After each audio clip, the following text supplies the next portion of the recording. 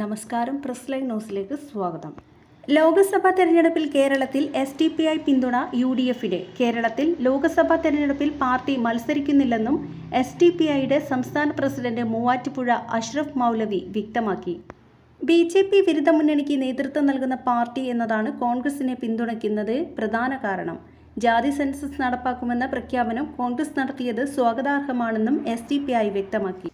SDPIയുടെ vote വേണ്ടെന്ന് ഇരു മുന്നണികളും പരസ്യമായി പറയുന്ന സാഹചര്യത്തിലാണ് പുതിയ തീരുമാനം. സംസ്ഥാനത്തെ വോട്ടിൽ 1% താഴെ മാത്രം രേഖപ്പെടുത്തിയിട്ടുള്ള SDPIക്ക് 11 ലോക്സഭാ മണ്ഡലങ്ങളിൽ നിർണായക വോട്ടുണ്ടെന്നാണ് അവരുടെ അവകാശവാദം. കേരളത്തിൽ അതിശക്തമായ ത്രികോണ മത്സരം നടക്കുന്ന 6ഇടത്ത് BJPയെ തോൽപ്പിക്കുന്നതിനായി UDFിന് വോട്ട് ചെയ്യാനാണ് തീരുമാനം. മത തീവ്രവാദത്തിന്റെ പേരിൽ പരസ്യമായി എതിർക്കുന്ന നിലപാട് എടുക്കുമ്പോഴും SDPIയുമായി ഇരു മുന്നണികളും ചർച്ചകൾ നടത്തിയതായും സൂചനയുണ്ട്. ലോക്സഭാ തെരഞ്ഞെടുപ്പിൽ സഹായിക്കുന്നതിന് പകരം വരുന്ന തദ്ദേശ സ്വയംഭരണ തെരഞ്ഞെടുപ്പിൽ തങ്ങൾ ജയിക്കാൻ സാധ്യതയുള്ള വാർഡുകളിൽ പിന്തുണ നൽകണമെന്നാണ് SDPI ആവശ്യപ്പെട്ടിട്ടുള്ളത്.